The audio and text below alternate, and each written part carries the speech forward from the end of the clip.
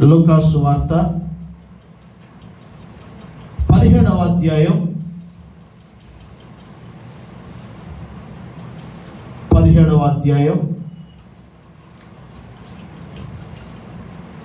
వాక్యం. అటువలే మీరు మీకు ఆజ్ఞాపింపబడినవన్నీ చేసిన తరువాత మేము నిష్ప్రయోజకులమైన దాసులము మేము చేయవలసినవే చేసి ఉన్నామని చెప్పుడనెను. స్తోత్రం. హల్లెలూయా. ఏంటట? మొదటి లైన్లో ఏంటట? ఆ మాట అండర్లైన్ చేసుకోండి. ఏంటంట? ఏమంటే ఆజ్ఞాపించబడినవన్నీ చేసిన తర్వాత నిష్ప్రయోజకులమైన దాసులము మేము చేయవలసినవే చేశాం. స్తోత్రం. దేవుడు కొన్ని విషయాలను మనకు ఆజ్ఞాపించినప్పుడు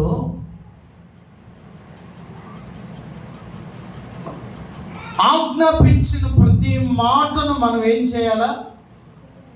ఖచ్చితంగా తూచా తప్పకుండా మనం చేయాలా. ప్రతి విషయంలో దేవుడు మనకి ఏం చెప్తున్నాడు, మనం ఏం చేస్తున్నాం అనేది ఖచ్చితంగా మనం ఏం చేసుకోవాలా? సరి చూసుకోవాలి. ఒక ఉద్యోగమే అయినా, ఒక వ్యాపారమే అయినా, మరి పోతే మన యొక్క కుటుంబ వ్యవస్థ అయినా మనం ఏం చూసుకుంటామంటే మన కుటుంబంలోకి వచ్చేసరికి ఈ నెలలో ఎంత వచ్చినాయి, ఎంత మనం ఖర్చు చేసాం, మనకేమన్నా మిగులు తగులు ఏమన్నా ఉందా? స్తోత్రం.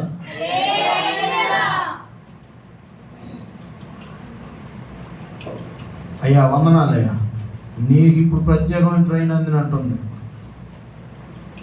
స్తోత్రం.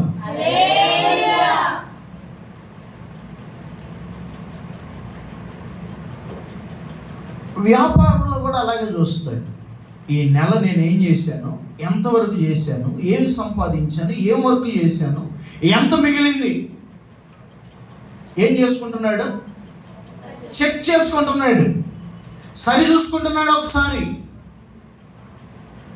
మన బ్రతుకులో మన జీవితంలో కూడా దేవుని దగ్గరకు వచ్చినప్పుడు వాక్యము అర్థంతో పోల్చబడింది. దేంతో పోల్చబడింది? అర్థంతో పోల్చబడింది. అంటే దాని అర్థం ఏంటంటే అర్థం దగ్గరికి వెళ్తే మనం ఎలాంటి వారమో, ఎలాగ ఉంటామో అలాగే కనపడింది. కెమెరాలో కనపడినంతగా బ్రైట్గా ఏమి అర్థంలో కనపడదు. ఈ కెమెరాలు ఓపెన్ చేయగానే ఎక్కడున్న మచ్చలన్నీ పోతాయి. ఈ కెమెరాలు ఓపెన్ చేయగానే ఏడున్న ఘాట్లన్నీ పోతాయి. అనుకుంటాము, అబ్బా భలే ఉందే, భలే వస్తుంది కెమెరా అనుకుంటాం. అద్దంలో ఆ ఫెసిలిటీస్ ఉండవు. స్తోత్ర. హల్లెలూయా. కొంతమంది పిల్లల ఫోటోలు తీసుకుంటారు కెమెరాలు. మనిషికి కళ్ళజోళ్ళు లేకపోయినా కళ్ళజోడు ఉన్నట్టు, ఆ వెనకాల బ్యాక్గ్రౌండ్లో మంచు లేకపోయినా మంచు వర్షం పడుతున్నట్టు.